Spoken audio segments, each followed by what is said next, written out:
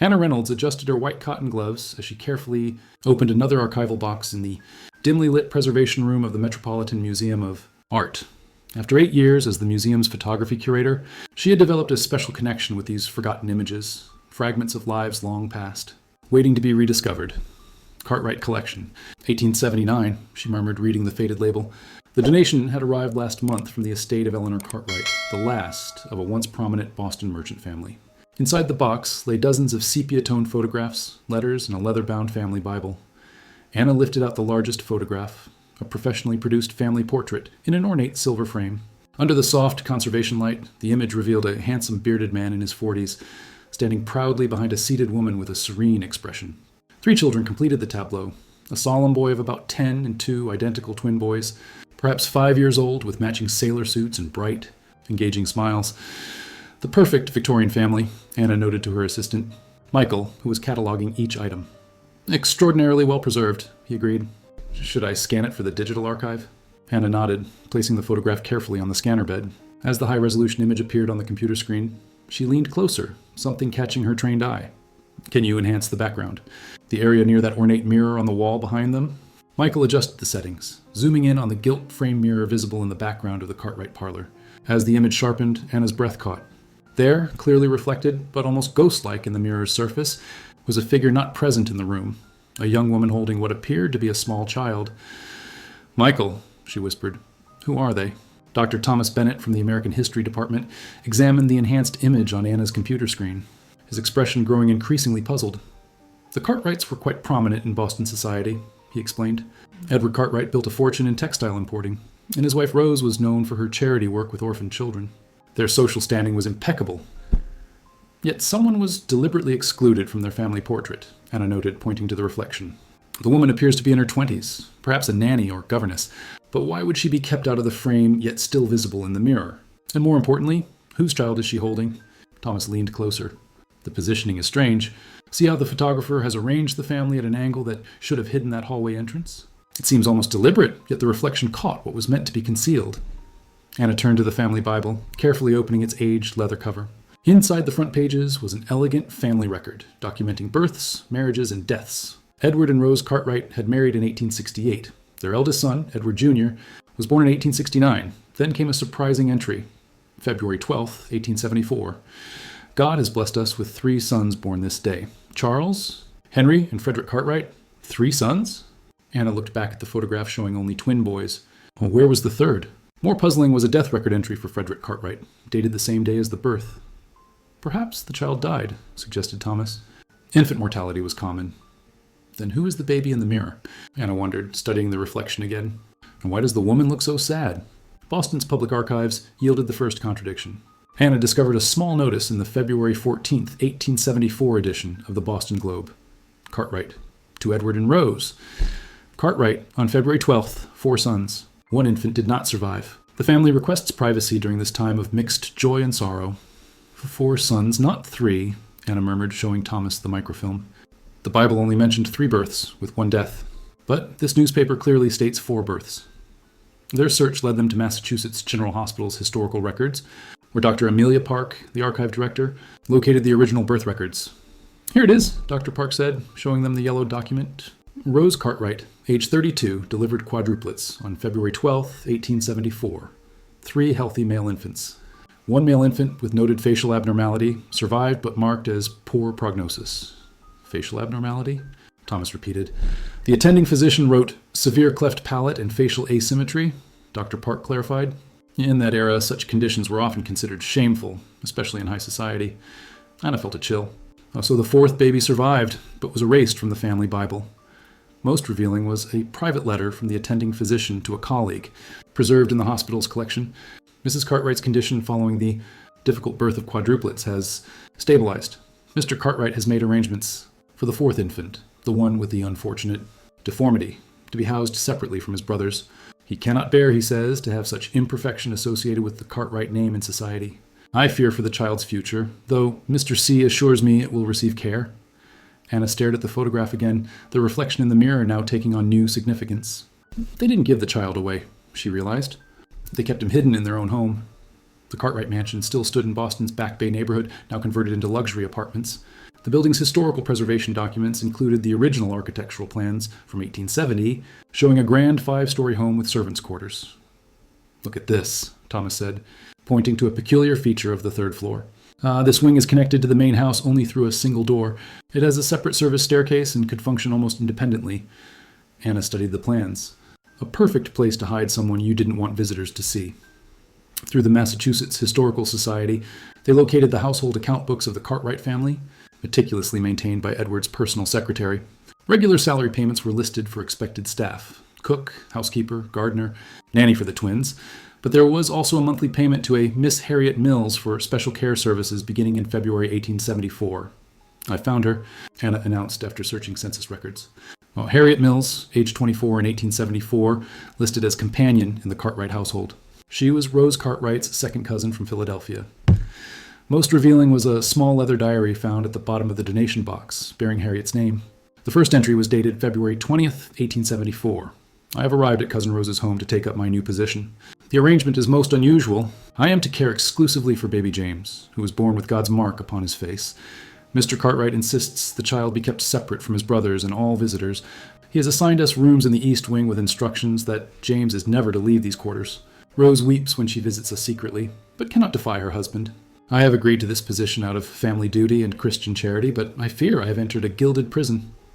Anna closed the diary gently. "They named him James, a name that appears nowhere in the family Bible or any public record." "A child erased from history," Thomas said softly, "except for an accidental reflection in a mirror."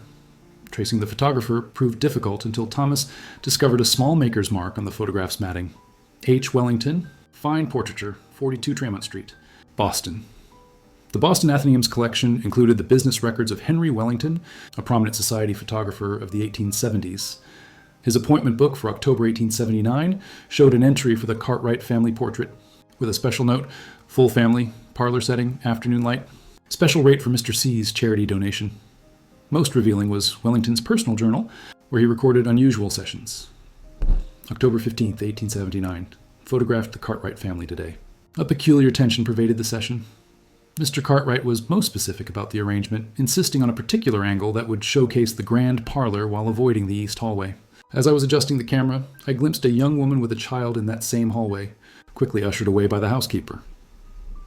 When positioning the mirror for the composition, I made a decision that perhaps I will regret professionally, but which my conscience demands. I angled it slightly so it would capture that forbidden corridor. The plate exposure was successful, and I doubt Mr. Cartwright will notice the reflection, focused as he is on the perfect presentation of his visible family. Some truths deserve to be preserved, even if hidden in plain sight. Anna looked up from the journal, meeting Thomas's eyes. "He did it deliberately," she whispered. "The photographer found a way to include James and Harriet in the only family portrait ever taken." "A silent act of defiance," Thomas agreed. "And for 120 years, no one noticed, or at least no one spoke of it. The question that remained was what had become of James Cartwright, the child who officially never existed. Harriet Mills's diary, spanning from 1874 to 1886, revealed the hidden life within the Cartwright mansion. Her entries documented James's development with heartbreaking detail.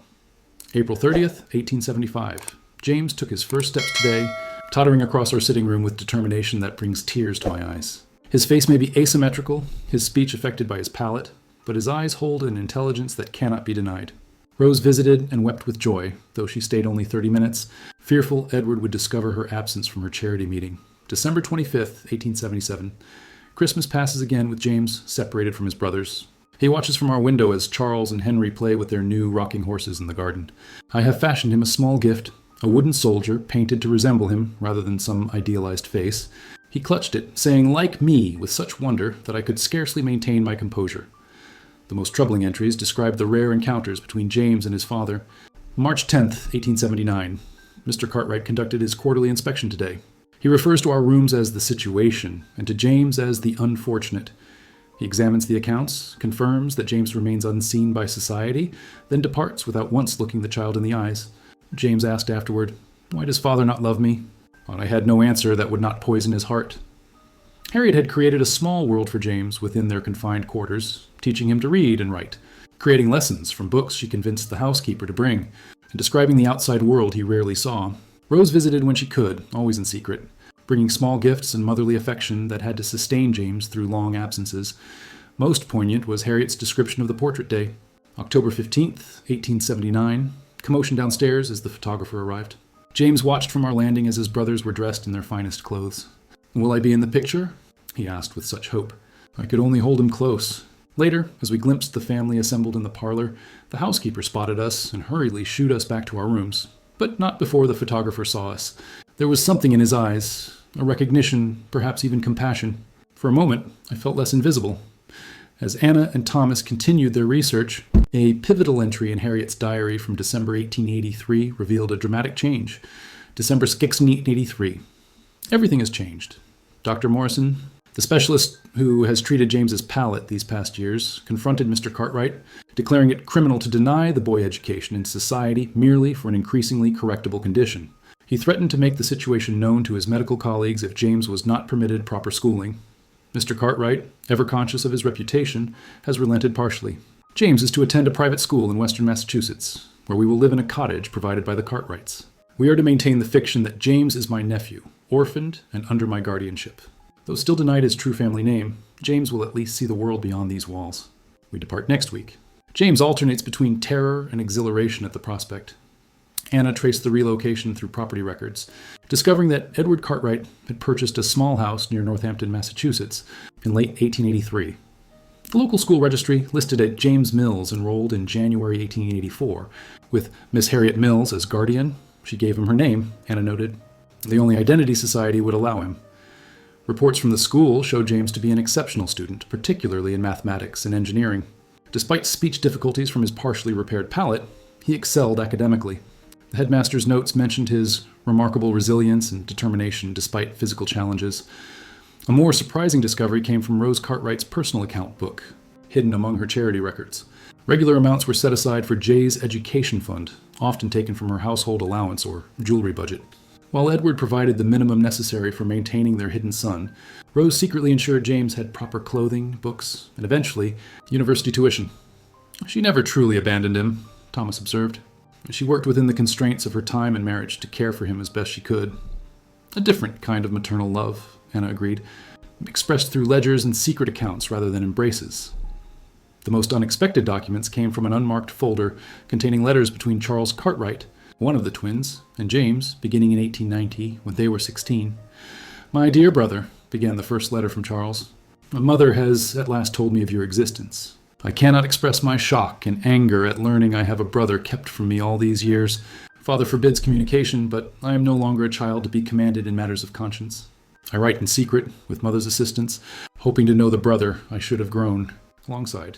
The correspondence revealed that Rose had finally confided in Charles about his hidden brother after Charles had found her crying over a school report and photographs sent by Harriet. While Henry, the other twin, remained devoted to their father and uninterested in the family secret, Charles began a clandestine relationship with his unknown brother. James's replies showed initial caution, then growing warmth. "I have known of you always, watching from windows as you and Henry played in the garden. Harriet has been my family, my teacher, my entire world, yet I have kept the small wooden soldiers she made to resemble you and me, imagining the brotherhood we might have had. Your letter feels like a miracle, to be acknowledged, to be claimed by one who shares my blood." Through their letters, Anna and Thomas traced the parallel lives of the brothers. While Charles followed his father into the merchant business, James studied engineering at the Massachusetts Institute of Technology, his tuition anonymously paid by his mother. By 1898, James Mills, as he was legally known, had secured patents for mechanical improvements to textile looms, ironically enhancing the very industry that had built his father's fortune. A photograph from James's MIT graduation showed a young man with a visible but not severe facial asymmetry, his expression serious but proud. Beside him stood Harriet, now in her late 40s, her devoted care evident in her protective stance beside her nephew. "He made a life for himself," Anna said softly, touching the image, "despite everything. And Charles found the brother who had been hidden from him," Thomas added. "A small repair to a fractured family." The most emotionally charged documents came from 1901, following Edward Cartwright's death. His will made no mention of James, dividing the estate between Edward Jr., Charles, and Henry. However, a separate set of legal papers revealed that Charles had used his inheritance to establish a Mills family trust, providing financial security for James, and Harriet Rose's diary from this period contained her most honest reflections. April 10th, 1901, Edward is gone, and with him, the terrible weight of secrecy that has defined our family. Charles has brought James to the house, the first time my hidden son has entered his rightful home since he was a baby.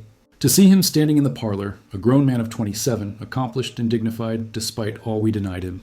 I have no right to the joy I felt embracing him, yet he granted it to me freely. Henry refused to meet him and left the house in anger. Edward Jr. acknowledged him with cold courtesy, then retreated to his study. But Charles stood beside his twin with such pride, introducing him to the staff as my brother, James Cartwright Mills. The family portrait still hangs in the parlor. James stood before it, studying the reflection that contained the only proof of his existence in this house.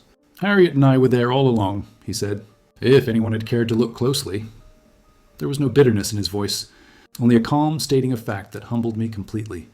In a final act of reclamation, Rose had another family portrait taken in 1902, this one including James standing openly beside Charles with Harriet and Rose seated before them. The photograph, found at the bottom of the donation box, included a simple inscription: "The Cartwright family, complete at last." Census records confirm that after Rose's death in 1905, Harriet lived with James and his wife, Catherine, until Harriet's death in 1919. James established a successful engineering firm specializing in adaptive equipment for disabled workers, eventually having 3 children who carried the name Mills Cartwright, acknowledging both sides of their father's complicated heritage. The reflection in the mirror finally became reality, Anna observed, comparing the 2 family portraits, the first with its hidden secret, the second with its open acknowledgement. 6 months later, the Metropolitan Museum unveiled its new exhibition, Hidden in Plain Sight: Concealed Stories in Victorian Photography. At its center stood the Cartwright family portrait in its original silver frame, now accompanied by an enlarged detail of the mirror reflection and the complete story of James and Harriet. Beside it hung the 1902 portrait, showing James openly included in his family. The exhibition traced how rigid Victorian ideals of perfection and social standing had led to the concealment of disabilities, while highlighting how small acts of resistance, a photographer's careful positioning of a mirror, a mother's secret financial support, a brother's determination to reconnect, had preserved the truth. On opening night, Anna stood beside the display, watching visitors lean close to see the reflection that had gone unnoticed for so many decades. Extraordinary work. "Ms. Reynolds," said an elderly gentleman approaching her. "I'm Robert Mills Cartwright, James's grandson." Anna's eyes widened in recognition. "You've brought something?" He nodded, removing a small package from his jacket. "When your research team contacted our family, we found this in my father's effects. We believe it belongs with the exhibition." Inside was a small, worn wooden soldier, carefully painted with an asymmetrical face. "Harriet made this for James," he explained. "He kept it his entire life. The face she gave it wasn't corrected or idealized. It was his own. In an era obsessed with hiding imperfection, she taught him that his difference was simply part of who he was, not something to be ashamed of." As they placed the small figure in the display case, Robert added softly, "The story was passed down in our family, but we never knew about the reflection in the mirror until your discovery. James always said that truth finds a way to be seen, even when people try to hide it away." Anna nodded, looking again at the photograph, where a simple reflection had preserved 2 erased lives. "Sometimes," she replied, "it just takes 120 years for someone to look closely enough." The small wooden soldier stood beside the photographs, a tangible symbol of love that had transcended society's narrow definitions of family, worth, and perfection, finally displayed openly for the world to see.